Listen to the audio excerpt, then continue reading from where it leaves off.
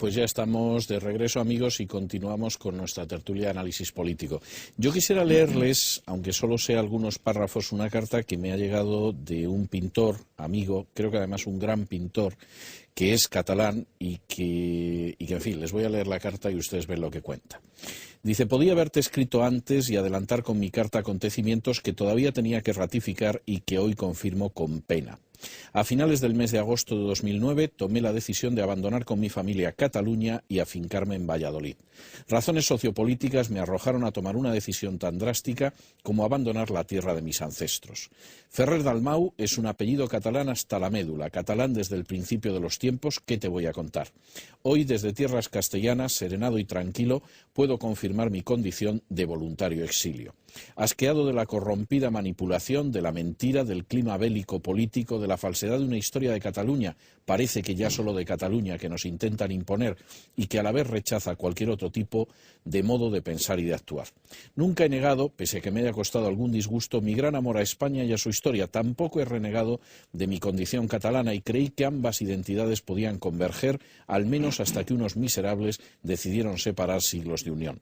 Tenía que pagar cantidades ingentes de dinero porque mi hijo estudiara en un colegio privado de lengua inglesa, ya que no había de lengua castellana. No porque tenga nada en contra de un catalán que mi hijo y yo hablamos, sino porque me niego a que mi hijo sea un analfabeto y se críe en un círculo pueril, cerrado y lleno de prejuicios.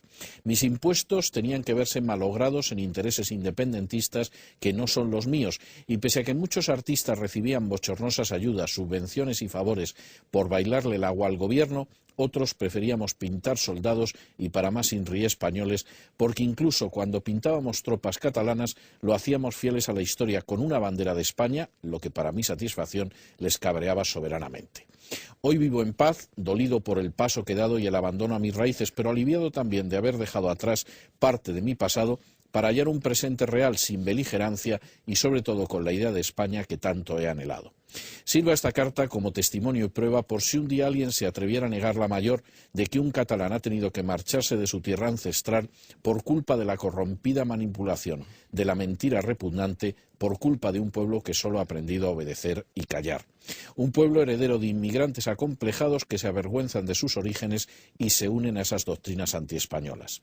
No obstante, intentaré defender desde este exilio voluntario mi imagen de catalán español y desde tierras castellanas pintar la verdad de mis raíces y de mi tierra, que tanto han hecho por la unidad de España en otras épocas, hoy olvidadas y en proceso de revisión histórica. Me consta que muchos catalanes piensan como yo y que si tuvieran la oportunidad también seguirían mis pasos, pero supongo que estas son las realidades que tenemos que vivir. Atentamente, Augusto Ferrer Dalmau. Pues es impresionante el testimonio de este hombre. Yo, una de las cosas que creo que en España pasa es que la gente no se da cuenta de que la política influye muchísimo en la vida personal de todos los días, de todos nosotros. Y especialmente en Cataluña, bueno, pues esto son cosas de los políticos, esto tal, no llegará la sangre al río.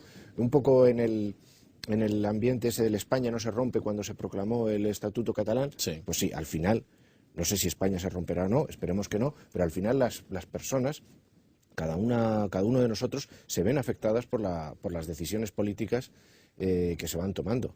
Y claro, la decisión que ha tenido que tomar este hombre es terrible. Mucho peor las que, por condiciones laborales o por condiciones familiares, ni siquiera pueden recurrir a este último recurso, valga la redundancia. Bueno, yo creo que una de las razones del retraso de Cataluña en relación con otras regiones o autonomías españolas en estos años es la pérdida de ese tipo de potencial humano. Igual que el beneficio del resto de España del exilio forzado por amenazas de los terroristas vascos y de los nacionalistas vascos explica una gran parte, igual que en el pasado, una gran parte de lo positivo que ha ocurrido en el resto de la economía española. Yo creo que este es un ejemplo más de que ese tipo de exilios, cuando la gente más preparada se va huyendo, y normalmente se va solo, efectivamente, el que tiene más facilidad, de irse, teniendo la oportunidad de ir. Bueno, pero el que lo hace, al final, es un empobrecimiento para la región de la cual se va ciertamente, y es un beneficio para el resto del país. Entonces, bueno, pues por eso ese interés y esa insistencia por parte de los políticos nacionalistas catalanes y por parte del propio gobierno español de Rodríguez Zapatero en el tema de subvenciones, de dinero público para Cataluña, porque de alguna forma se quiere compensar la falta de riqueza que se está produciendo por el resto de por la sociedad catalana, ¿no? Pero es que además, perdón, va a ser un segundo nada más. Además, el nacionalismo, tengo la impresión de que retroalimenta ese retroceso económico que el propio nacionalismo produce y le echa la culpa a ese retroceso económico al hecho de no ser suficientemente autónomo o suficientemente independiente. No sé cómo lo verás tú. Yo es que tengo un matiz semántico en el que me gusta abundar, y lo hago de forma sistemática, y es diferenciar entre independentismo, nacionalismo y catalanismo. No son lo mismo. Y tienen componentes muy distintas. Desde mi modesto punto de vista, lo que introduce un elemento no de violencia material, porque la violencia material, salvo casos marginales, en la sociedad catalana no existe. Es decir, se puede ser no nacionalista. Obviamente yo vivo en Barcelona desde hace solo 48 años y a mí nunca me ha pasado nada. Y salgo en la televisión cada semana. Por tanto, sí reconozco que no existe violencia material. Sí existe violencia simbólica. Por ejemplo, esta tertulia ahora mismo está siendo grabada por empleados del diario Avui, que lo meterán mañana en su blog con cortes de audio, manipulada convenientemente, y te harán decir a ti, Alberto, o a mí, que los catalanes son muy malos y que todos los catalanes son separatistas y malos españoles. Que eso se hace de forma que no lo hemos dicho, pero además nos lo harán lo que decir. pensamos. Es decir, ese tipo, además lo estamos pagando, ese diario. Pagamos para que nos manipulen de ese modo.